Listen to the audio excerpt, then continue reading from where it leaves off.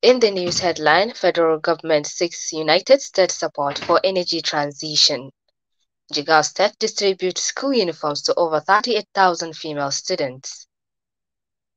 From the foreign military functions accuse each other of breaking new truce in Sudan.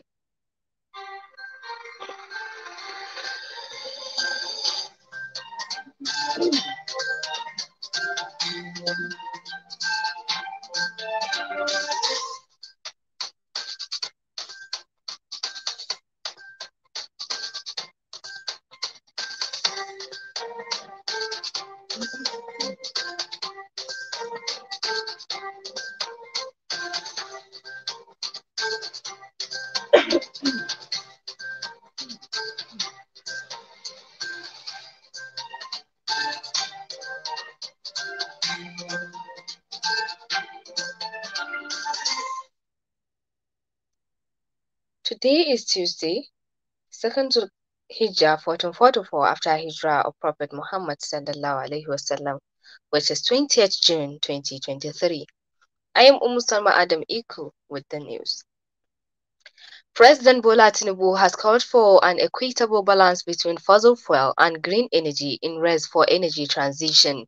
He also urged the United States and other developed nations not to forget Nigeria and Africa's challenge with poverty as the world transition into clean energy.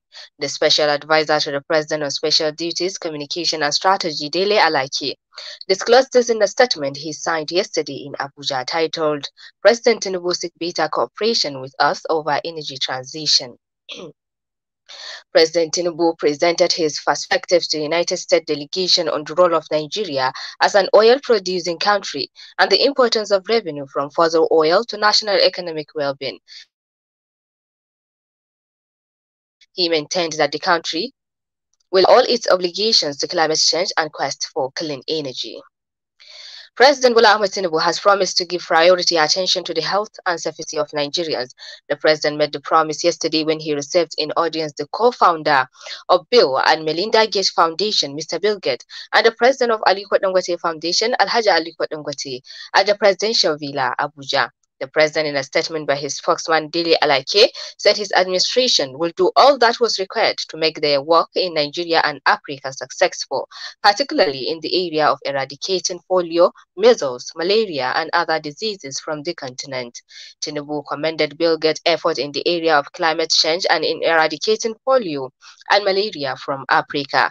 In his remarks, Dangote congratulated Tinubu on his election and successful assumption of office. He said the visit to the villa was to brief the president on the activities of Bill and Melinda Gates Foundation and Aliko Dangote Foundation, highlighting their commitments to improving health sector in Nigeria.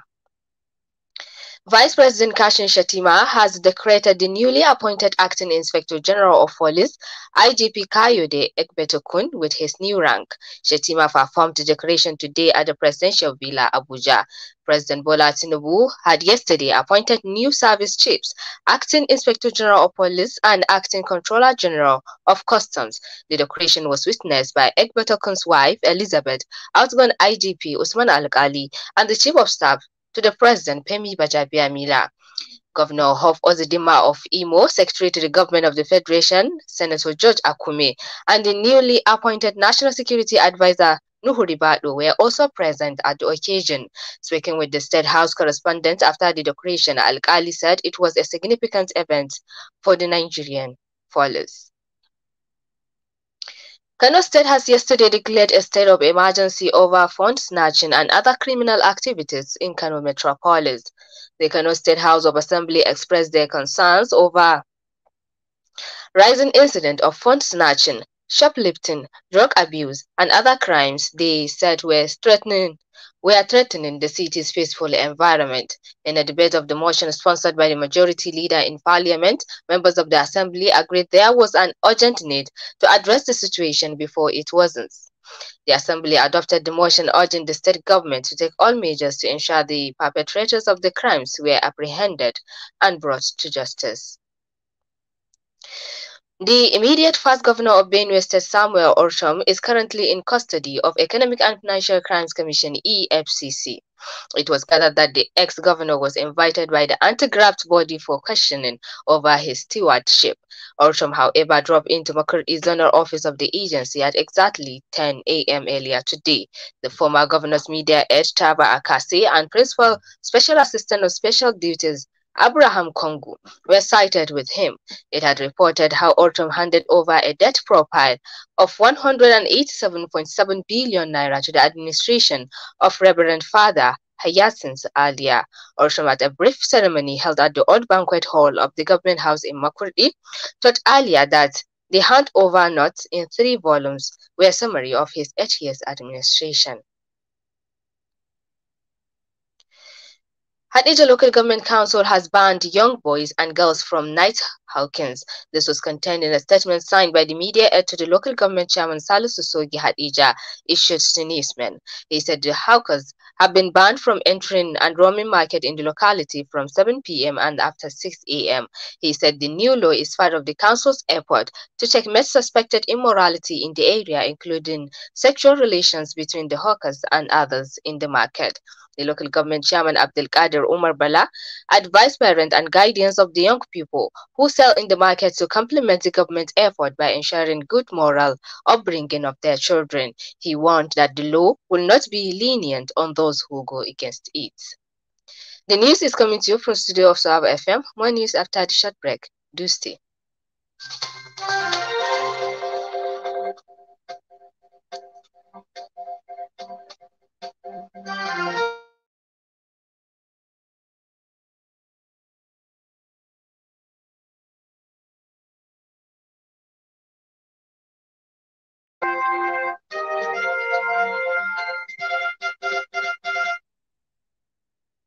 Welcome back. This is Sahaba News at 7. Coming to you from the studio of Sahaba Radio 104.9 Hadija. Jigawa State Government has commenced the distribution of 38,911 set of uniforms to female students of senior secondary schools in the state. The Permanent Secretary, Jigawa State Ministry of Education, Alhaji Abba Mustafa, stated this at the inauguration of the exercise yesterday in Jahun. According to him, students in 296 schools will benefit from the exercise. The gesture is part of the government commitment towards supporting girl child education in the state and the country at large. He therefore called on the beneficiaries to make good use of the uniforms in their respective schools. Director Girls Science Senior Secondary School Jahun Najatu Ibrahim commended the state government for supporting girl child education. He also assured that the school management will ensure fair and equitable distribution of the uniforms. Now to foreign scenes. Ugandan police says they have arrested 20 people suspected of collaborating with militants believed to have attacked a school last Friday. The head teacher and school's director are among the detained. Sahaba Radio reported that around 42 people, mostly students, were killed at Lubiriha Secondary School in Wamdi in western Uganda. Many were burned to death in their dormitory. The Ugandan army is still hunting Allied Democratic Forces ADF militants who have reportedly moved back over the border into Eastern Democratic Republic of Congo, where they are based. The warring military factions in Sudan have accused each other of violating the latest temporary ceasefire. The Sudanese army said the paramilitary Rapid Support Forces had carried out an attack in North Darfur for a second consecutive day. Yesterday, the Red Cross said the ceasefire was not being respected and they had to abort an operation to transfer wounded soldiers to a hospital. Earlier, residents in the capital, Khartoum, reported a lull in fighting, saying they had no airstrikes, artillery, or other fighting there. United States and Saudi mediators had announced the 72-hour truce on Saturday. Previous truces have been poorly observed. Turkey raised monthly minimum wage by another 34% beginning on July 1st, bringing it to a net 11,402 lira, about 333,807 Nigerian naira, for the second half of the year in an effort to address soaring inflation. Labour Minister Fedat Ishakan said in announcing the decision, the Minimum Wage Assessment Commission completed its work with an agreement between the workers and the employers. Inflation is well above the official 5% target and touched a 24-year peak of 85.5% in October, prompting Ankara to raise the minimum wage by 100% over the course of last year. Annual inflation dipped to 39.6% in May as the government provided natural gas free of charge, offsetting price rises in other goods. However, elected President Tayyip Erdogan has signaled he is ready to pivot to rate hikes after appointing Mehmet Simsek as finance minister and Hafize Gaye Erkan as central bank governor. Now to today in history. Today, being 20th of June, is the 171st day of the year and 172nd day in leap year in the Gregorian calendar. There are 194 days remaining until the end of the year. On this day in history, in the year 1949, Gotabaya Rajapaksa, a former Sri Lankan politician and military officer, was born. Rajapaksa served as the 8th president of Sri Lanka from 18th November 2019 until his resignation on 14th of July 2022 due to months of public anger. Also in 1949, American singer Lionel Richie was born. Likewise, in 1978, Frank Lampard, an English professional football manager and former player who most recently was caretaker manager of Premier League club Chelsea, was born. Lampard was widely regarded as one of Chelsea's greatest players ever and one of the greatest midfielders of his generation. Also in 1999, an earthquake of 7.4 magnitude in Maldiv affects northern Iran, killing 35,000 to 50,000 people and injuring about 60,000 more. Finally, in the year 1991, Kalidou Koulibaly, who is a French-born Senegalese professional footballer who plays as a centre-back for Premier League club Chelsea and Senegal national team, was born. Amina Ibrahim Shahada, Sawaba Radio. Thank you, Amina Ibrahim Shahada, with this, and that concludes the news tonight. But before I go, a recap of the major stories. From the news, federal government seeks United States support for energy transition. Jigawa State distributes school uniforms to over 38,000 female students.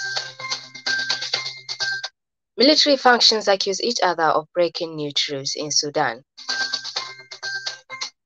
On behalf of the news department headed by Slamatunu Eliman, our editor Lukman Dahiru, I am Umusama Adami Iko. Good night.